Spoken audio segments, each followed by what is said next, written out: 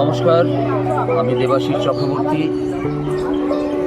বাবা আশীর্বাদে বাবা আমাকে দিয়ে যে সকল গান গাইয়েছেন এতদিন আপনারা নিশ্চয়ই অনেকে শুনেছেন। আবার নতুন একটা ক্যাসেট রিলিজ করতে চলেছে, নতুন গান।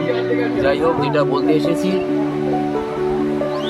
আগামী 2, 3, 4 সেপ্টেম্বর 2026 296তম জন্মোৎসব পালিত হবে এই পুণ্যভূমি জন্মস্থান কচুয়াধামে। এই 296তম জন্মোৎসবে সকল লোকনাথ ভক্তদের জানাই আন্তরিক প্রীতি, শুভেচ্ছা ও অভিনন্দন।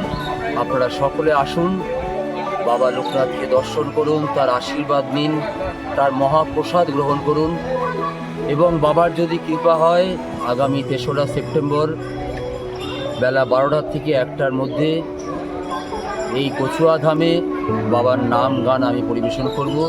যদি আপনারা সকলে আসেন আমি নিজেকে খুব ধন্য মনে করব।